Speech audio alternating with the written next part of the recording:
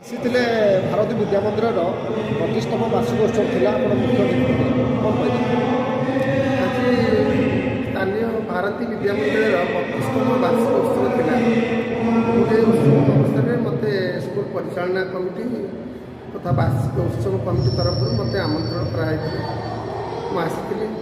ଏହି ଭାରତୀ ବିଦ୍ୟା ମନ୍ଦିର ଜିଲ୍ଲାରେ ଗୋଟେ ଆଦର୍ଶ ଅନୁଷ୍ଠାନ, ଅଗ୍ରଣୀ ଅନୁଷ୍ଠାନ ଏବଂ ଏଠି ପିଲାମାନଙ୍କୁ ମୂଲ୍ୟବୋଧ ଭିତ୍ତିକ ଶିକ୍ଷା ଦିଆଯାଏ। ଗୁରୁଜୀ ଗୁରୁମାମାନେ ନିଷ୍ଠାର ସହିତ ଆତ୍ମୀୟତାର ସହିତ ପିଲାମାନଙ୍କୁ ଶିକ୍ଷାଦାନ କରନ୍ତି। ତେଣୁ ଏ ଅନୁଷ୍ଠାନ ମଧ୍ୟ ପୂର୍ବରୁ ବହୁତ ସୁନ୍ଦର ରେଜଲ୍ଟ କରୁଛି। ରାଜ୍ୟ ସ୍ତରରେ ରେଜଲ୍ଟରେ ଗୋଟେ ଅଗ୍ରଣୀ ଅନୁଷ୍ଠାନ। ତେଣୁ ଏହା ପାଇଁ ମୋର ଶୁଭେଚ୍ଛା ରହିଛି। ଆଉ ମୁଁ ତାଙ୍କର ବାର୍ଷିକ ଉତ୍ସବରେ ଭାଗ ନେଲି ଏବଂ ବାର୍ଷିକ ଉତ୍ସବରେ ଯେଉଁ ପିଲାମାନେ ବିଭିନ୍ନ ପ୍ରକାର ସାଂସ୍କୃତିକ ପ୍ରୋଗ୍ରାମ୍ ଯେଉଁ କଲେ, ସାଂସ୍କୃତିକ କାର୍ଯ୍ୟକ୍ରମ ପରିବେଷଣ କଲେ, ତାକୁ ମଧ୍ୟ ଦେଖି ମୁଁ ଉଦ୍ବୁଦ୍ଧ ହେଲି ଏବଂ ମୋତେ ଭାରି ଖୁସି ଲାଗିଲା।